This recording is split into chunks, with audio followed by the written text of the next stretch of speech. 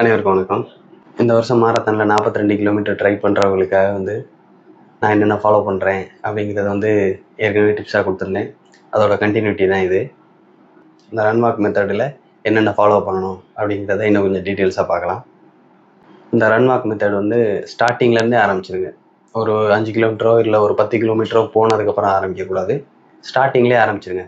பக்கத்தில் கூட வர்றவங்க என்னடா அப்படின்னு சொல்லி வினோதமாக பார்ப்பாங்க. அதெல்லாம் நீங்கள் எதுவும் கேர் பண்ணிக்காதீங்க. ஸ்டார்டிங்லேயே ஆரம்பிச்சிருங்க.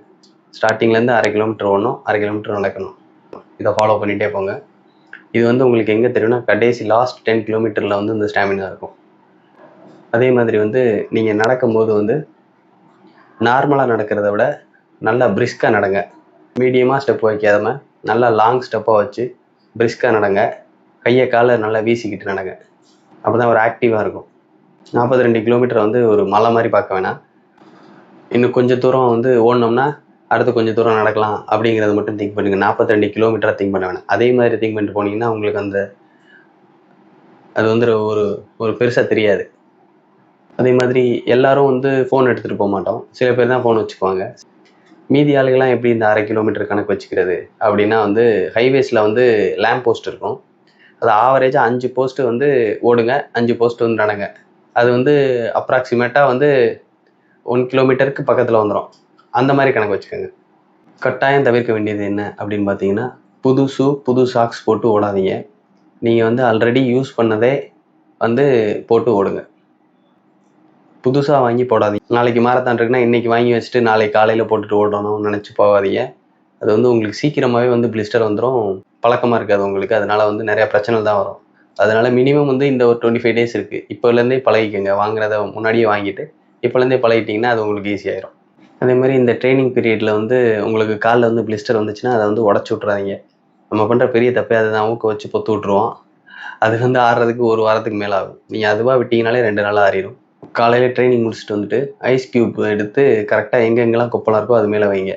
ஒரு 10 நிமிஷம் வச்சிங்கன்னா போதும். இல்லை ஒரு 5 நிமிஷம் வச்சிங்கன்னா போதும். காலையில் ஒரு தரம், ராத்திரி ஒரு தரம் வச்சுட்டு மீதி நேரம் அந்த வேஸ்லின்னு இந்த ஹிமாலயா க்ரீம் இருக்கும். 2ல் ஏதோ ஒரு க்ரீமை போட்டுட்டு படுத்துருங்க.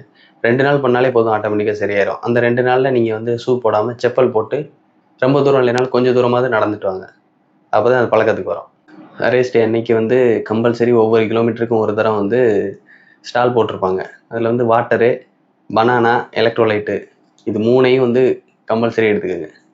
அதே இடத்துல வாலினி ஸ்ப்ரே ஒரு 2 கிலோமீட்டருக்கு ஒரு தரமோ இல்லை 3 கிலோமீட்டருக்கு ஒரு தரமோ அவங்களே வாலண்டியர்ஸ் அடிச்சு விடுவாங்க.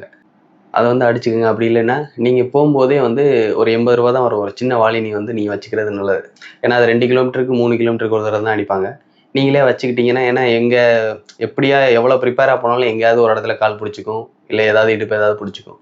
அதனால் நம்மளே வாங்கி அப்பப்போ போட்டுட்டு நடக்கிறது பிரச்சனை இல்லை. திடீர்னு அந்த இடப்பட்ட தூரத்தில் ஏதாவது வலிக்குது அப்படின்னா நீங்கள் வாலினி அந்த ஜெல் யூஸ் பண்ணலாம். ஸ்ப்ரேயை விட ஜெல் இன்னும் எஃபெக்டிவாக இருக்கும். 20 கிலோமீட்டர் ஓடினதுக்கப்புறம் கம்பல்சரி காலை பிடிச்சிக்கும், இடுப்பை கெடுக்கும், இந்த கழுத்துலலாம் கெடுக்கும். அதனால் அவங்கள எதிர்பார்க்காம நம்மளே வச்சுக்கலாம். ஒரு சின்னமாக உள்ளது வச்சுக்கிட்டீங்க அப்படின்னா நீங்களே தடவிக்கிட்டு கொஞ்சம் நேரம் ரெஸ்ட் எடுத்துகிட்டு நீங்களே போகலாம். இன்னும் பார்த்தீங்கன்னா 25 நாள் தான் இருக்குது. தினமும் கம்பல்சரி 3 லிட்டர் தண்ணி குடிங்க. தண்ணி குடிச்சிக்கிட்டே வந்தீங்க அப்படின்னா அது உங்களுக்கு ரொட்டீன் ஆயிரும். ஏன்னா அப்போ தான் பாடி டீஹைட்ரேஷன் ஆகாமல் பார்த்துக்கலாம். கம்பல்சரி 3 லிட்டரு தண்ணி குடிங்க.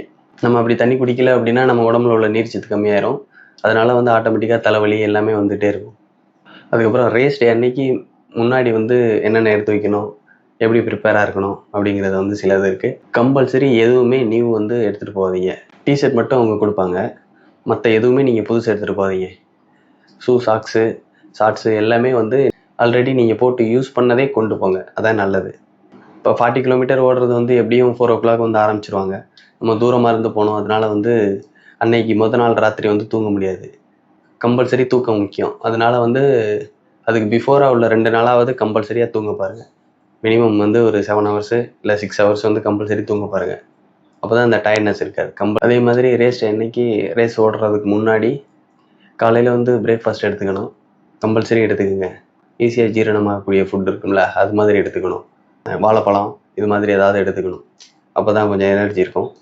அதே மாதிரி 42 கிலோமீட்டர் ஓடி முடித்து கம்ப்ளீட் பண்ணிட்டோம் அப்படின்னா அதோட பெயின் கம்பல்சரி 2லேருந்து 3 வாரம் வரைக்கும் இருக்கும். அது கொஞ்சம் கொஞ்சமாக தான் க்யூர் ஆகி வரும். ஓடி முடிச்சதுக்கப்புறம் சின்ன சின்ன எக்ஸசைஸ் இருக்குது, அதெல்லாம் பண்ணலாம். திருப்பி வந்து அந்த அந்த 2 வீக்ஸ் வந்து டெய்லி வந்து கொஞ்சம் கொஞ்சம் தூரம் நடந்து நடந்து பழகுங்க. அப்போ தான் அது செட் ஆகும். அப்போ தான் கொஞ்சம் ரிலீஃபாக இருக்கும். அப்படியே விட்டோன்னா பயங்கரமாக வலிக்கும். கொஞ்சம் கொஞ்சமாக நடந்து நடந்து அதை இது பண்ணணும். அந்த 2 வாரம் வரைதி நடக்காமலே இருக்கக்கூடாது, ஓடாமலே இருக்கக்கூடாது. லைட்டாக கொஞ்சம் கொஞ்சம் தூரம் நடந்து நடந்து பழகிக்கணும். மாரத்தான் வந்து கம்ப்ளீட் பண்ண உடனே வந்து உடனே நிற்கக்கூடாது, சடனாக நின்றக்கூடாது. அதே மாதிரி வந்து சடனாக உட்காந்துடவும் கூடாது. நம்ம கொஞ்சம் தூரம் நடந்துக்கிட்டே இருக்கணும். சாக்ஸ் வந்து ஈரமாக இருந்ததுன்னா சாக்ஸை கழட்டிட்டு கொஞ்சம் தூரம் நடந்துக்கிட்டே இருங்க. கொஞ்சம் தூரம் நடக்க நடக்க தான் அது செட் ஆகும். உடனே உட்காந்துடக்கூடாது, உட்காந்தா திடீர்னு மயக்கம் கூட வரும். அதனால வந்து கொஞ்சம் தூரம் நடக்கணும். ஜாக்கெட் இருந்ததுன்னா போட்டுக்கங்க, வார்மாக இருக்கும் உடம்பு. அதனால ஜாக்கெட் இருந்தால் போட்டுங்க. அப்படி இல்லைன்னா நீங்கள் கண்டினியூஸாக நடந்துக்கிட்டே இருங்க.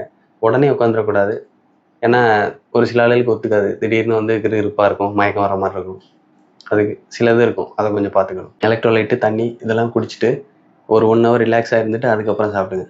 ஆக்சுவலாக இது எல்லாமே வந்து நான் 2024, 2025 ஹாஃப் மாரத்தான் ஓடும்போது இதெல்லாம் ஃபாலோ பண்ணி தான் கொஞ்சம் கொஞ்சமாக ரெக்கவர் ஆகி வந்தேன்.